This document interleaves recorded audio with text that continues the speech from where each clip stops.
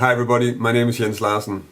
I think we all know the situation where you're playing over some chord in some song and then everything you played feels like you played it a million times before and you want to come up with something new. And of course when you're in that situation you can start looking for some stuff that are sort of more surprising and reharmonizing and playing outside. But probably it's more efficient and more effective to start looking at some of the stuff that you already know, because probably you already practice a lot of different things in your scales, and if you just take the basic chord and the basic scales, there are so many options available. And that's what I'm going to talk about in this video. If you want to learn more about jazz guitar, about improvising over chord changes, jazz phrasing and interesting chord voicings, then subscribe to my channel. If you want to make sure not to miss anything, then press the little bell notification icon next to the subscribe button. What I'm going to do is I'm going to take this fairly ordinary F major 7. Well, this one is an F major 7 with a 9 or F major 7. It's not really about that, it's just the fact that it's an F major 7. And the most obvious choice for that chord, if we're not thinking about it in any context, is probably just to use the F major scale. So that'll be this scale. And then I'm going to go over all the different things that we practice and how you can use some of them, which ones you can use. So I'm going to be talking a little bit about the different diatonic 7th chords, the diatonic triads, Quartal Harmony, Pentatonic scales, all those kind of things, just to give you like a long list of ideas that you can look for.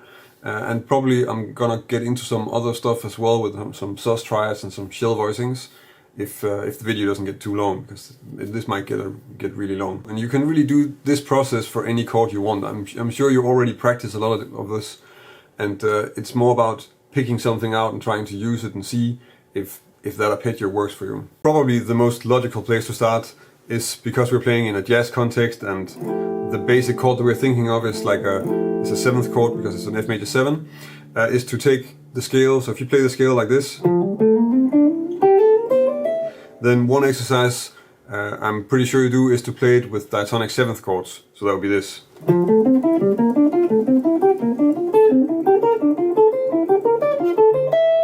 So here we already have 7 different arpeggios, and they're found in the scale that belongs around this chord. So if we have that, then probably some of them we can use. And one way to look at that, and probably that's going to be something that I'm going to use for at least the 7th chord and the triads, is to say, well, the main chord that we have is of course an F major 7, so obviously that works. So if you want to play a solo over an F major 7, and then just using the F major 7 chord as your sort of main point of focus, that you're making all the other lines using the material from that F major 7 chord, then that could sound like this.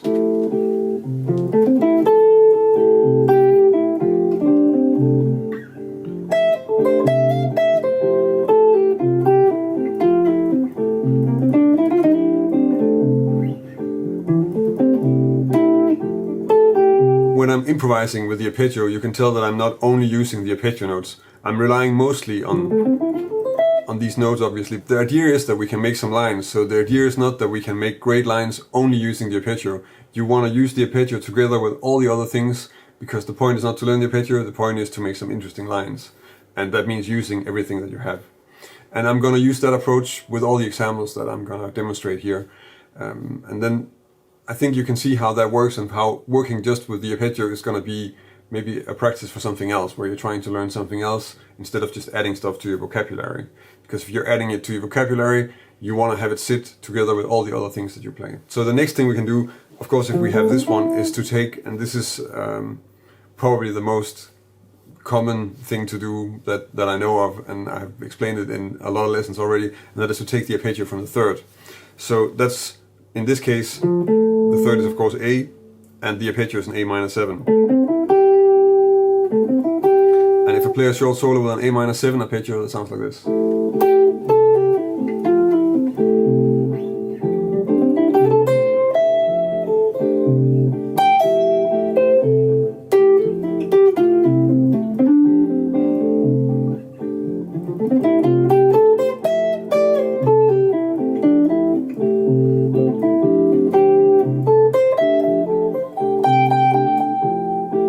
If we repeat this process and move up another 3rd, then we're on C, and the arpeggio we'll get is a C7. And as you may or may not be aware, I don't really like the term avoid note that much, but it is so that if we have a structure where we have a B flat in it, B flat in itself is a note that doesn't sound that nice on the F major 7. So it's not really useful to have sort of a 4-note, take out 4 notes and then have one of the notes being one that doesn't really work well with a chord. In this case, I would just say, well, we can't use that.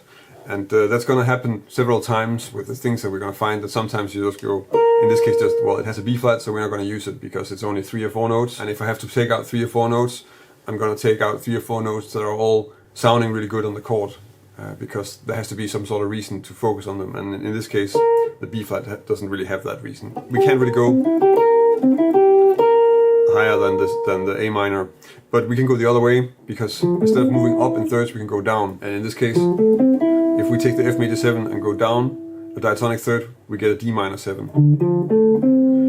And if I improvise with a D minor 7 arpeggio, it sounds like this.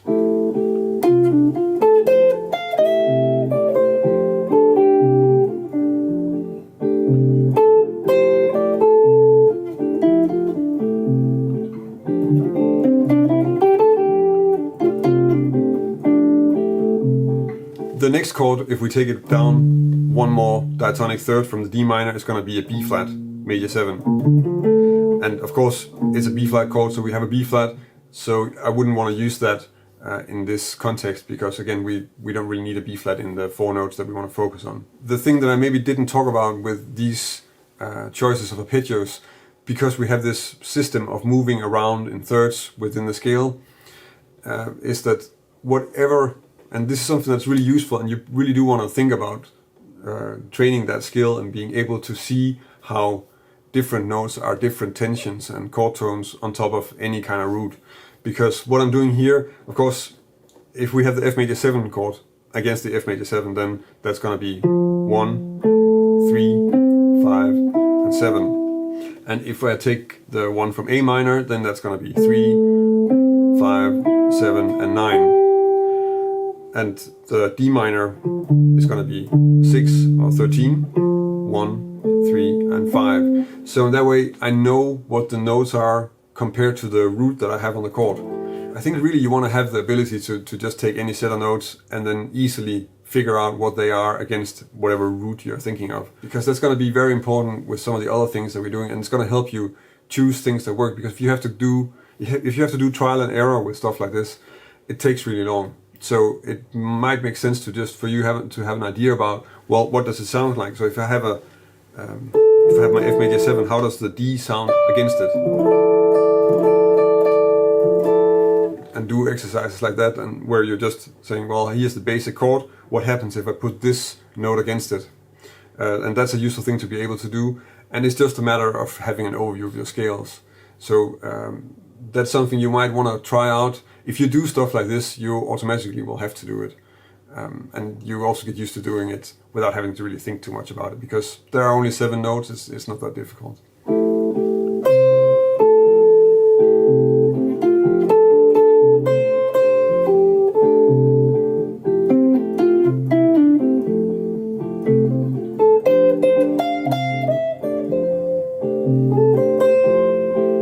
Here I moved on to using triads. So I'm fairly sure that even though when we're playing jazz, of course, the 7th chords are probably sort of the basic part of the harmony, but we do use triads all the time. Also, you can probably tell by the amount of lessons I have on triads. Of course, in the scale, you want to be able to play your diatonic triads without too much trouble, because it's such an basic exercise that you really need to have, and you need it for all sorts of things. So the solo that I played was just using the F major triad. So this, and of course again I'm mixing it up with other things. The thing that I'm really working from and that I'm using as sort of a basis for the melodies that I'm playing is just that triad. When we have the F major triad, we can of course also take the one from the 3rd there, so we get the A minor triad. And that sounds like this.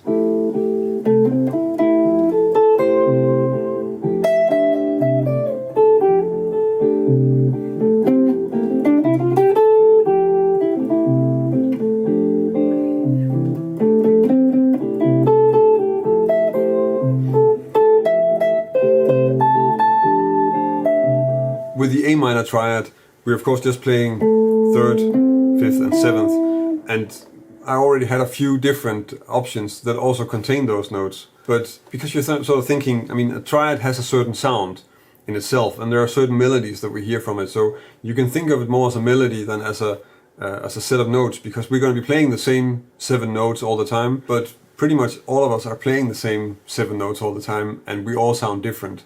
So if you focus on it and think about it as a melody, then that's going to give you some other associations, it's going to give you some more material to work with. So the way I think about this is actually that the A minor triad has a sound like,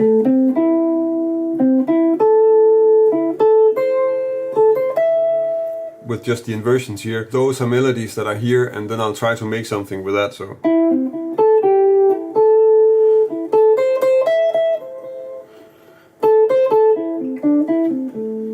and in that way, that's going to be different melodies than if I'm playing an F major 7 arpeggio, which also has the A minor triad, but because I'm also thinking about the F, it's going to give me some other melodies. The same will go for the A minor 7.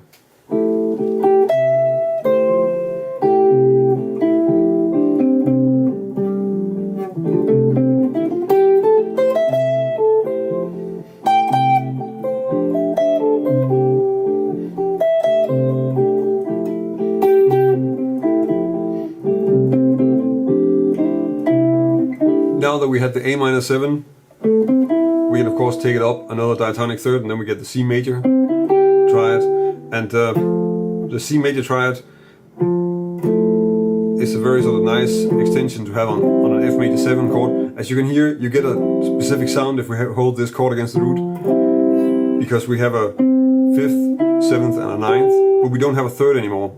So it still really sounds like an F major 7 chord because we have the major 7, but you can also hear that we're lacking the 3rd when I play the chord like this. And that effect is also kind of nice, and I'm trying to use that a little bit when I'm soloing with it. So I'm kind of leaving out the A a little bit because it's a little bit of different sound. And of course that comes by itself if you just think about the C major triad.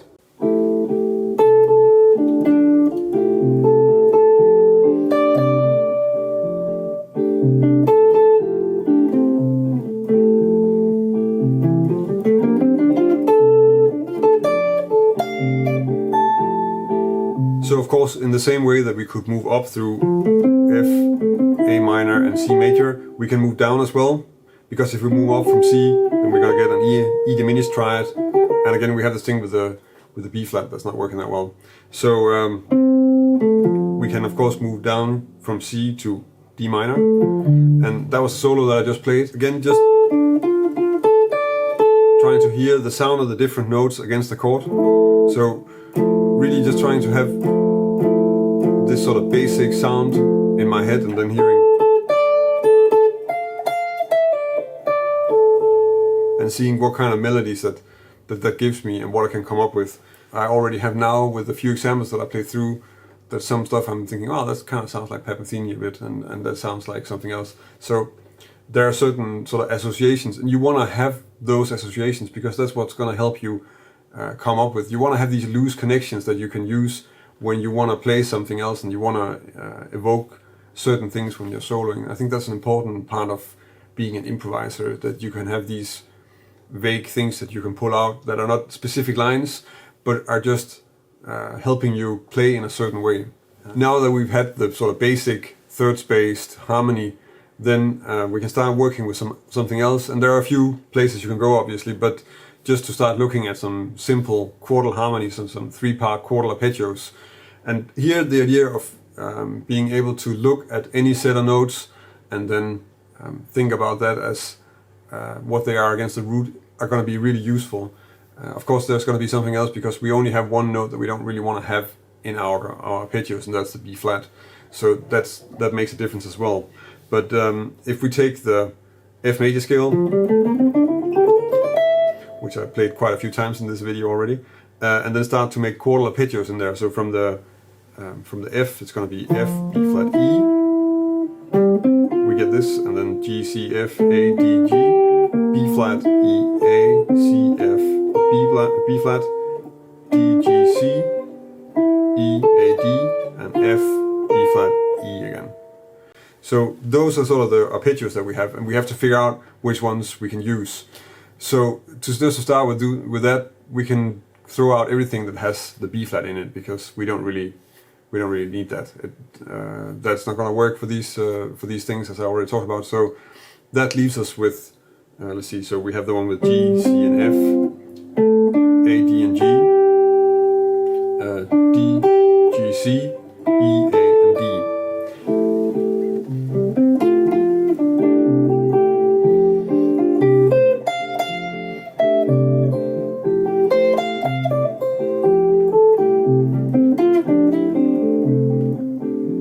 The first of the Quartal Arpeggios is just this G, C, F. And you can hear it doesn't really have much, if I play it against the root here, it doesn't have too much color really in terms of that, because it's the fifth and the root, which are both sort of fairly neutral, and then a 9.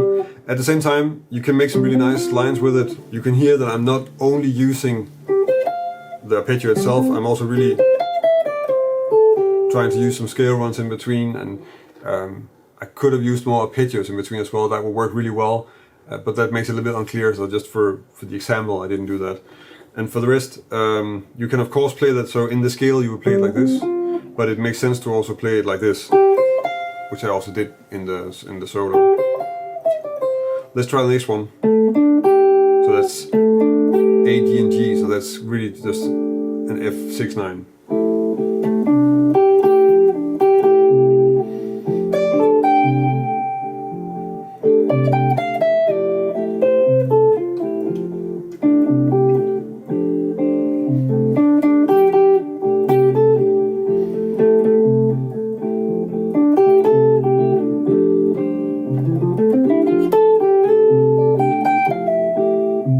This next one is of course with a lot more color, because we really have, whenever you want to convey the color of the chord, and you don't always have to do that in your solo obviously, but it's nice to have the third of the chord in there, if that's important for the color at least, but in most cases that is going to be probably the most important note to have in there, and we have it now, and you can kind of hear that it gives the lines a little bit more substance, and you're connecting a little bit better to the chord, and you're not so much just playing something on top, which is a little bit the association I have with the first one we played.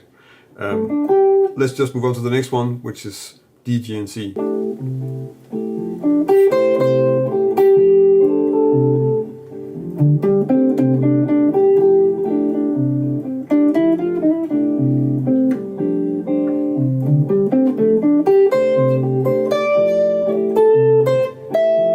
So in this example, we again don't have too much connection with the chord, because we do have a 9 and a 13 and the 5th, but we don't really have the A and the E anymore, so there's a little bit less of a connection. You can hear in the comping that I'm playing the 9, and therefore this one is sort of a nice note to emphasize in the solo as well. That's a little bit of coincidence.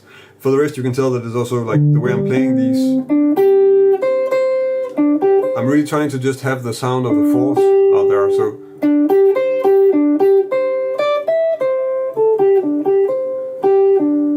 and really use that as a melody. Let's try the last one, which is the one from the 7th, and that's the E, A and D.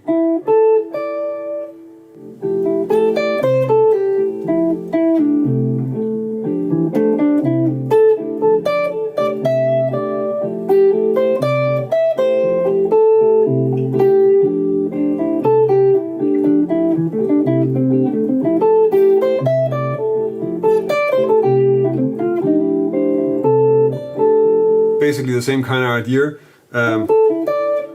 Here we have something that really just sounds like the upper structure of the chord. So we have the 3rd and the 7th and the 13.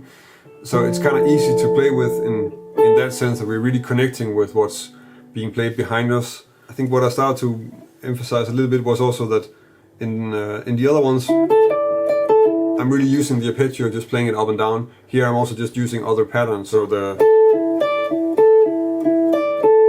trying to put the notes that make up that arpeggio in different order.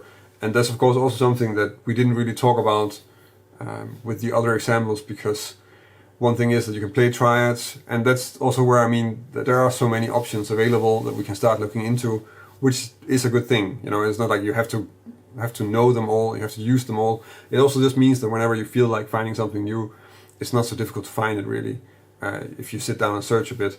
So what I mean is that we didn't talk about playing drop 2 voicings for the diatonic 7th chords, or playing inversions and open voice triads or spread triads, whatever you want to call it. All these things are also there, and I can't cover, of course, everything, because then this video is going to be like 36 hours long. Let's try and move on from this. So another place, once you've looked into this, we have now 4 quartal arpeggios, 3-part quartal arpeggios that you can use. And let's try and move on and take a look at some pentatonic scales.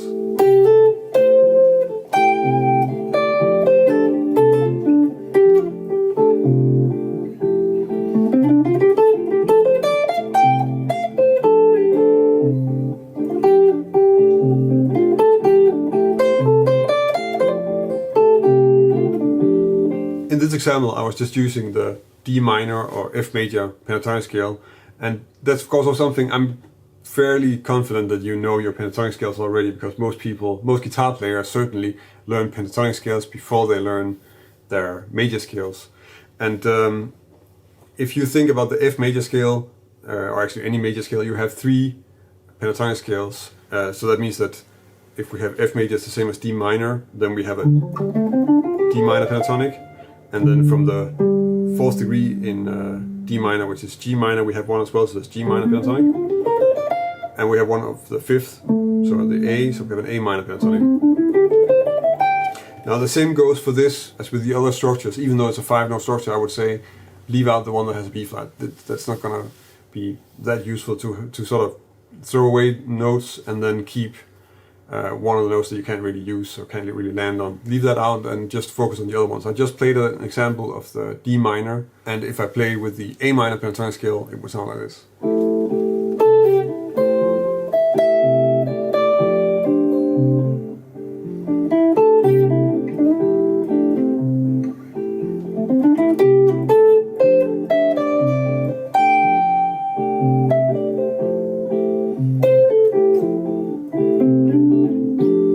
Obviously, I'm trying to keep the pentatonic scales a little bit short here, because I think you know them already, and I made a lot of videos on it already.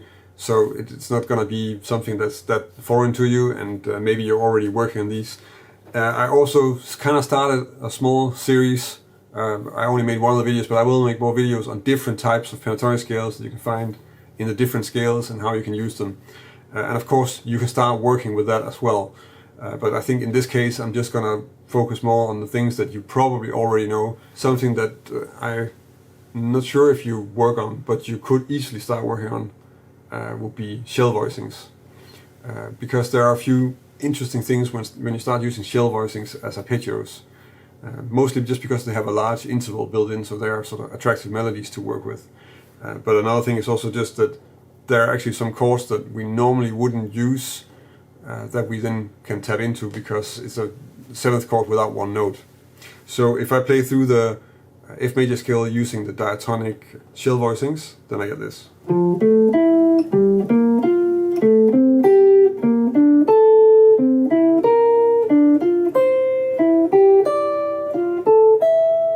So here we have the F major shell voicing, and that will clearly work. G minor has a B flat, so that doesn't really work. A minor will work quite well. B flat will not work. C will also not, so C7 will also not work. D minor will work quite well. And surprisingly enough, E half diminished, which here I'm playing it without the 5th, and the 5th is the B flat, so that will actually work as well. So that means that we have the F, the A, the D and the E shell voicings in this scale that we can use against the F major 7 chord.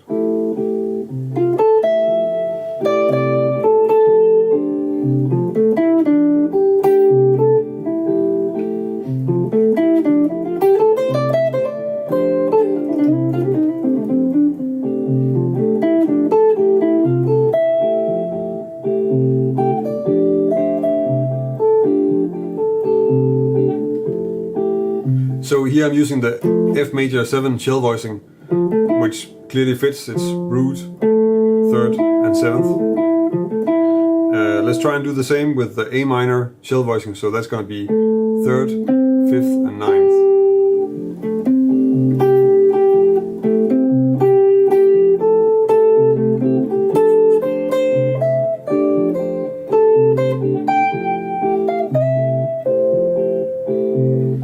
So that works quite well as a voicing. Now I'm using it in the scale. I think most of the time when I use these, I mean, if you work on shell voicing, if you haven't worked on them before, it's of course good to do them in the scale.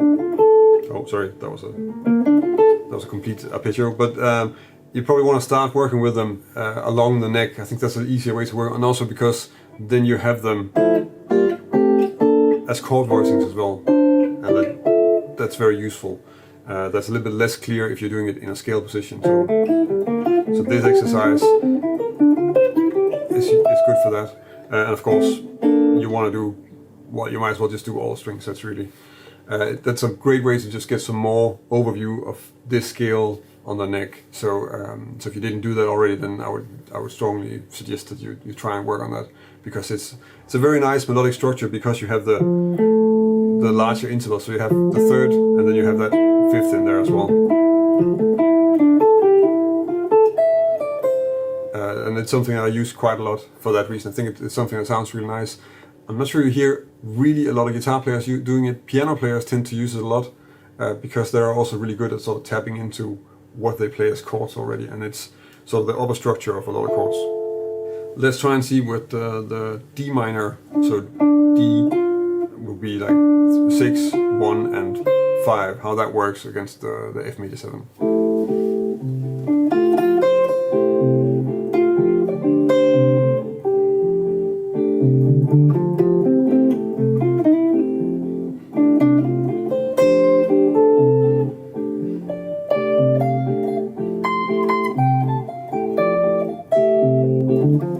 Here the connection with the chord is a little bit, because we're not really supporting the harmony when we're using this that much, but it's still not that far away.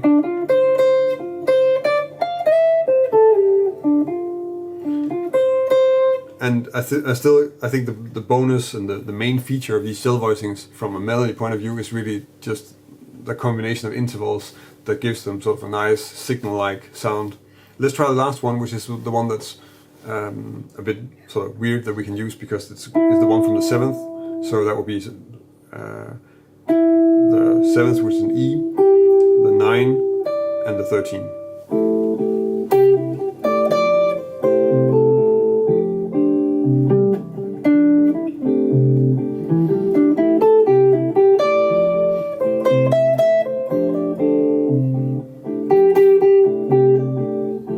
So here I can still feel when I'm playing this that I mean, I have the 7th, everything is sort of up there in the 9th, 13th and the 7th. So you the same way that you miss a little bit connection with the basic chord in the previous one, you'll have that as well with this one. And you can also hear me do that in the solo, that I'm really going to the third at one point, just to sort of really connect back to what I'm playing on. A habit of mine probably, but that's something to be aware of when you use this also. So I think it's something to pay attention to. And for the rest, you can hear like there are all these options available just by playing the notes in different orders and messing around with them. Maybe this is also a place where when I'm working on it like this, I'm just trying to be creative and come up with melodies that I think sound good, which of course makes this, it's not like a burning solo, because that's the kind of stuff you design differently. This is more about just listening for how it sounds, and that means playing longer notes, more vocal-like melodies, and it may be less sort of 8-note bop driving phrases like this. If you stick this into an 8-note line, then you're not gonna really have the idea about what it really sounds like. It's just gonna drown out in a lot of other things that are happening, I think. So that's the reason why I'm working on it like this. The last type of structure that I'll go over in this video, which is also something I'm not sure if you work on it, but it's also really worthwhile as a melody to check it out, is sus4 triads. It's something I've also covered before, because it is something that I use a lot, mainly because I think Mark Turner uses a lot. I think I also said that before, because there are certain records that I've listened to where he uses so that sus sound really a lot. And those are records that I've listened to a lot, so that's just something that I always want to have my playing also. And if you play the diatonic sus4 triads in F major, you get this.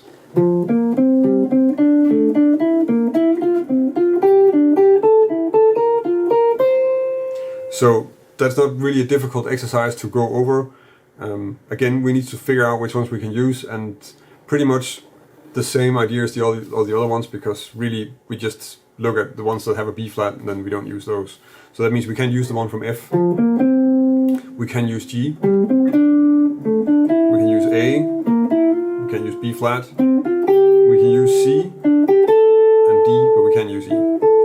Of course, the sus4 triads are really inversions of the Quartal Harmony, but at the same time, when I work with Quartal Harmony, then I'm not playing the sus triads that much. The two things are so different sounding melodically that for me it makes sense to actually just work on the sus4 triads as a separate thing, just because they're completely different melodies when I use them, and I have other associations with the type of melodies that I'll make with the sus4 triads. That might just be my way of thinking at it. I don't know, maybe you think about this differently, but I mean, you can let me know in the comments. Actually, I'm kind of curious about that, because I think that is interesting in itself. But as I said before, what's important about this is the kind of melody that you can get out of it, because we're looking for new melodies, and hopefully new melodies that we can make using stuff that we already know.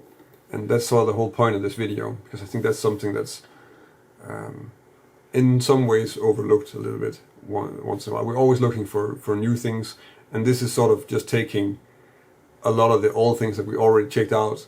Possibly some of these last ones are not old to you, but fairly accessible and easy to check out on your scales, and then this is how you put them to use, and that's what this is really about. Let's just check some examples. Maybe there's something to say about that. So the first one would be the G sus4.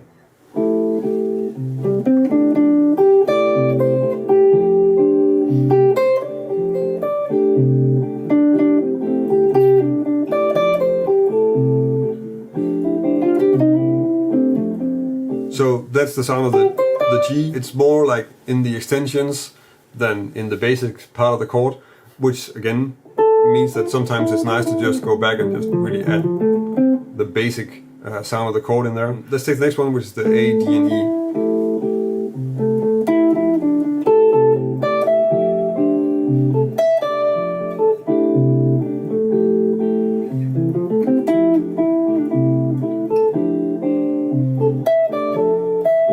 So here we have a lot more connection to the chord, because we have third, 13 and major 7. So really we're just playing an F major 7 with a 13. And because we have that fourth interval in there, together with the second, we have this nice sort of signal-like sound. The sus sound is something that's very sort of easy to recognize, and it's kind of a strong sound. Melodically, I think, and that's probably one of the things I really like about it, that it's just a different sound than the triads and all the sort of more standard stuff that we're always using when we're making lines in jazz. So let's see, so now we have the A, and the next one will be the C.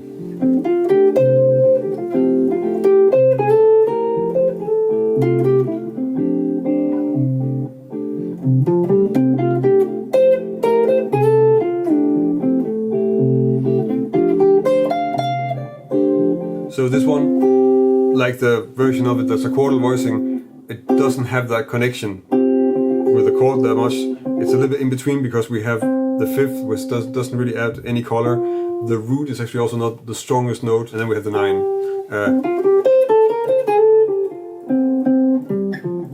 But still, it's a good structure. Just add some larger intervals in there, and that we can use to get to some of the other things, so you can really do a melody like this, which is really like playing the sus and then resolving it to a normal C major, and then use that triad to go on.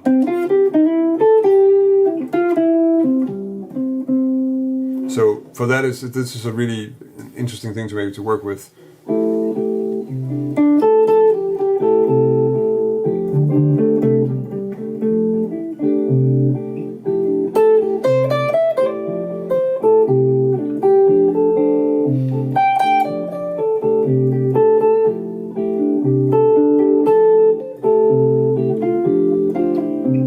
So again, here we have a little bit more meat in the in the structure itself, because we have the third and the sixth. So we basically have the 6/9 type sound here on top of the F. Let's see, so if I play this one here, then this sound, which will be this if I played it, or even here actually, over this F. Of course, we could continue with this because there are a lot of structures that I didn't talk about that you can work with. And we didn't do all the things with the structures already that we could have done. So there's a lot of stuff with triad inversions, all the drop 2 voicings and their inversions, maybe playing drop 3 or drop 2 and 4 voicings for the 7th chords. There's another type of shell voicing. So there's a lot of structures you can look at and you can take out, and of course also the other pentatonic scales that I didn't do lessons on yet, and that there. So you can tell how all the things that we work on you can put to use in a lot of different places. And if you're looking for material over a chord, then this way of working is actually fairly efficient. And there's also some bonus things that you're going to learn from this, because if you're trying to take out a structure and make melodies on top of a chord, then you can be aware of what you like and what you don't like about it. So maybe you don't like certain melodies. Maybe you don't really like the sus4 sound as a melody. You don't think that sounds good, which is perfectly fine. We have different taste in melodies, and we will gravitate towards different things. And that's what defines us. The same as you probably have that you like the sound of some notes more than others on top of a chord. So maybe you really like the 13 on a major 7, but not so much the 9. That's also what defines us as players. And it's okay to be aware of it. And it's also and also if you have something that you really like, then it's okay to also really go looking for different ways of doing that, because you really like just to emphasizing that note. That's what's going to define you as a player, and that's also what's going to help you develop. And doing exercises like this, where you take a structure and you really try to listen to what it sounds like on top of a chord, are very healthy for that, for developing that taste, and maybe also being aware of what your taste is and how you can express that taste. Because in the end, when we're playing, we're not only playing the right notes, we have to play the stuff that we think is beautiful. And that's what this is also going to help with, I hope. I'm very grateful for the support I get from my Patreon community. I have a small group of people who are supporting me over on Patreon, and that's really what makes it possible for me to keep on going and keep making all these videos. If you want to join that community and help me keep making videos, then check out my Patreon page. That's about it for this week. There's a new lesson on Thursday. Thank you for watching, and until next time.